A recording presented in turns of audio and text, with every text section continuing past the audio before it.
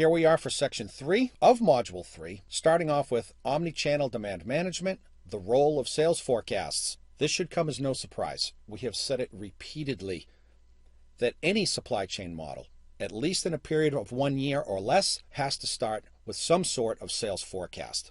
Let's jump right in. We're going to take one more look at manufacturing planning and control, re-emphasizing that indeed everything does start with a forecast. Bearing in mind that in this outsourced model, we are relying on overseas manufacturers, our suppliers and vendors, to make goods on our behalf in the quantities that we want, at the quality levels that we need, the timing required. We are relying on third parties. All of that starts with a forecast from us as reflected in demand management, and then that are converted into purchase orders on these overseas manufacturers so they can engage in their MP&C activities. Production planning, materials planning, capacity planning, etc. This whole idea of taking what is inherently a decoupled supply chain, buy side from sell side, and doing our best to couple it back together. That is what we're talking about. Within that context, let's talk about some characteristics of the forecast discipline. And as you'll note in a moment, they're actually not very encouraging. We'll see why in just 1 second. As we've said a bunch of times, tactically speaking, that's that 1 year period or less. All supply chain activities begin with a forecast. We need a baseline from which to work. Here's where the trouble starts, and we know this. Forecasts are almost always wrong. Why is that? Because as we've said previously, in the end, a forecast is about predicting the future. And on a human level, that's just very difficult to do. Once we recognize that forecasts are going to be wrong and that we will have to make reactive adjustments to our supply chain, we're in a much better position to deal with the realities of supply chain management.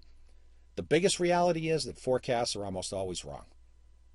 As such, forecast versus actual outcomes should be calculated as soon as possible to establish what's referred to as bias, or identify forecast bias. And all that really means is that a forecast is right or wrong in a given direction. Too high, too low. We have to be able to not only produce a forecast, but react to the realities of the accuracy, or more importantly, lack of accuracy of that forecast. Finally, if we can, forecasts should be performed on a long, medium, and short-term basis. Ideally, we're looking at a 1 year period. A couple of other points, and we saw this in Module 2. By definition, and certainly as a company that imports finished goods, our forecasts should be performed only for independent demand items. As we noted in previous discussions, independent demand for a finished good. We don't make anything in an outsourced model, so we don't have to worry about raw materials, components, etc. Our thing is about finished goods associated directly with independent demand. If we can, and depending on our business, a forecast should contemplate things like cycles, long-term cycles, trends, be they in fashion or technology developments and such, certainly seasonality, whether it's the actual seasons or otherwise, and any random variation. And random variation is just that, something that's different between what we forecasted and what is actually happening, and we really can't identify that. Think about forecasting in a retail environment. Of course, we have to consider the seasons, summer, fall, spring, winter, as it relates to product offerings, collections, etc. Events, back to school, Christmas time, holidays, things of this nature. Our forecasts, logically, have to contemplate those differences throughout the year. And in that retail environment, the importance of operating off of what is referred to as a retail calendar that explicitly identifies different events, different times of year in a visual format so nobody loses track of what's going on. When a new collection is coming out, when a new line is coming out. Is it springtime in the Northeast? Is it wintertime in the Pacific Northwest? That retail calendar, super important. And our forecast has to be a reflection of and linked to that retail calendar. In more general terms, forecasts have a tendency to be more accurate for families or groups of products, sometimes referred to as categories. We've talked about things like wearing apparel as a category, footwear as a category. That's what we mean there. So when we're forecasting just for big categories, it's more general. And the more general a forecast is, the more likely it is to be accurate. It's when we start seeking granularity on a product-specific basis in a forecast that things become much more difficult. Thinking logically, forecasts are also more accurate for nearer time periods, meaning a forecast for a given product for the next 3 months is likely to be more accurate as compared to a forecast for 3 years for a product. Second bullet, forecast adjustments do have to consider bias and random variation. When we say forecast adjustments, that means changes in the forecast. Because as time goes by and a year starts to unfold, if we're not adjusting our forecast based on actual occurrences, actual sales, we're going to have a big problem by the end of the year. And that problem is either going to manifest itself in having too much inventory or not enough. So, if we can identify bias and random variation, which admittedly is very difficult to do, all the better. Here's an important point. Forecasts must be based on demand, not shipments. This is a little complicated, so we actually have a scenario that we're going to share that better explains this whole story. Presented as a real-world example, you are the star of this scenario, demand-based forecasting. You were just hired to be the demand manager for an importer of plumbing supplies based in Chicago, Illinois. Characterized as an omni-channel distribution model, the firm sells to plumbing contractors through retail outlets, actual shops, catalog sales, and online sales. Part of your responsibility is sales forecasting. Naturally, that's what demand management is at the end of the day, which has been done mainly by increasing historical shipment data, that's important, shipment data, by a certain percentage for the upcoming year. We shipped $1 million of this product last year. Next year's forecast is $1 million plus 10%. A lot of companies operate that way. Not so sophisticated, but it definitely goes on. You need to convince your new boss that forecasting should be done on actual demand, not on goods actually shipped. Why is this an important argument to make? Think of this, and oftentimes companies do not. Forecasting based on orders shipped implies that the company was able to meet all demand without any stockouts, back orders, or orders canceled by customers due to a lack of inventory. We all know that's virtually impossible to do. Essentially, this type of forecasting does not take into account the demand that can't be met by the importer. A customer cancels a huge order because we're missing 10 products. We could have sold that. That was demand. If we're not accounting for it and incorporating it into a forecast, the forecast is going to be inaccurate. When forecasts are based on actual demand, purchasing decisions can then be made that match the true demand figures. What we mean by purchasing decisions is the placing of purchase orders on our overseas manufacturers that help us to meet that demand. We want to do our forecasting based on actual demand, not just orders shipped. There are lots of companies that don't capture the total demand. That's very important. Moving on with characteristics of the forecast discipline.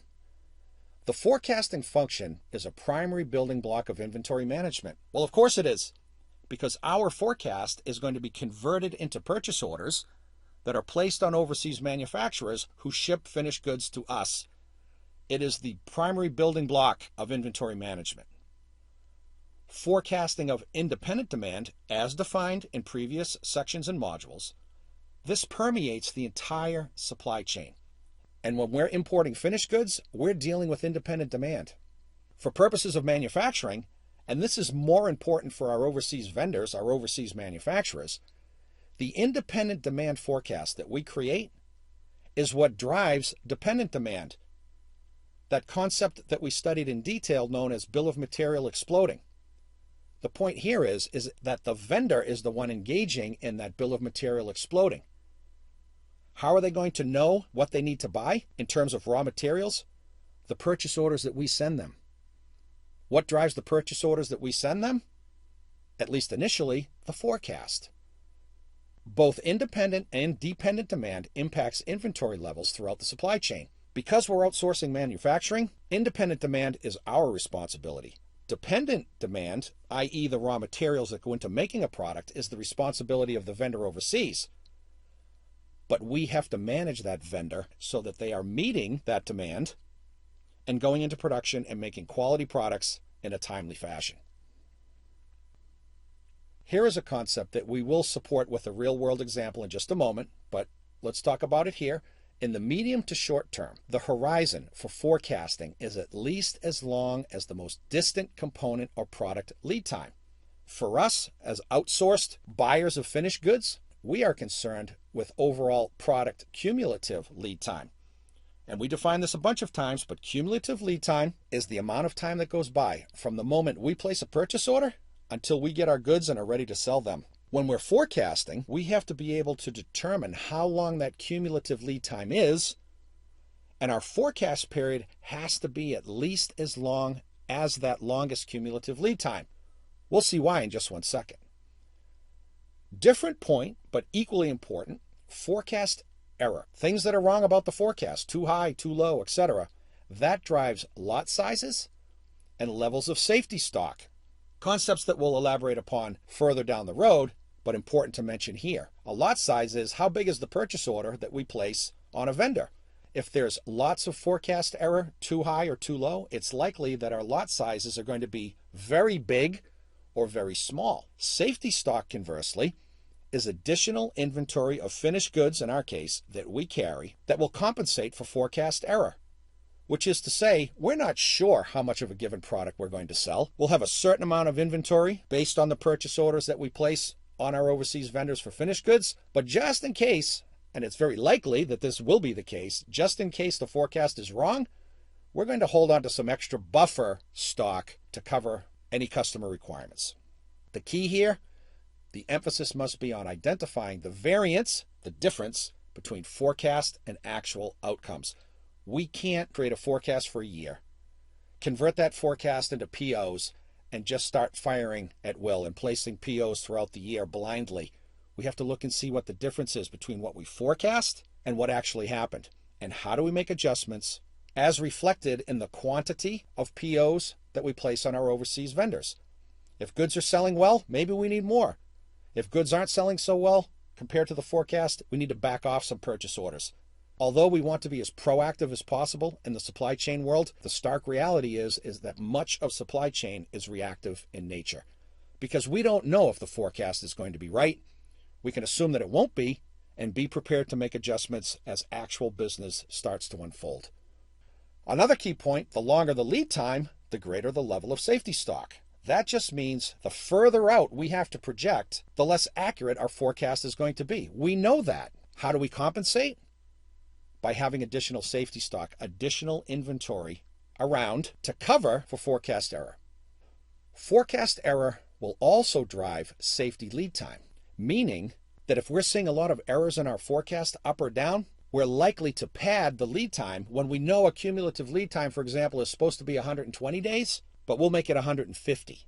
So forecast error has an impact on safety lead time as well. As we see in our sub-bullet point, it is the impact of nervousness. That's an actual term in the business world. The impact of nervousness on forecasting and inventory management. Nervousness just means that buyers don't trust in the forecast or lead times and start ordering like crazy. And we end up with more inventory than we need and have a big problem at the end of the year. Last slide in this section, it's an explanation of variance, safety stock, and safety lead time. For supply chain management professionals, a variance can be defined as the difference between a planned and actual outcome. In this context, variances can take many shapes and forms, all of which have the potential to wreak havoc on importers. Let's just establish that any type of variation in a supply chain is the difference between what we planned on happening and what actually happened. Of course, the first and most impactful example of a variance is the difference between the forecasted demand for a product and its actual sales. Other examples of supply chain variances include landed cost calculations and lead times. We budgeted a certain item to have a landed cost of $15, and for whatever reason, it's coming in at $20. That's a $5 variance. We have to isolate the reasons why and take measures to get back to that budgeted number. Lead time. We forecasted a cumulative lead time for a given item of 180 days, and every time we order, it's different.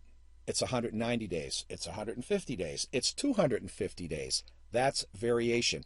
The difference between what we plan to happen and what actually happened. A big part of supply chain is identifying, isolating, and correcting any type of variation.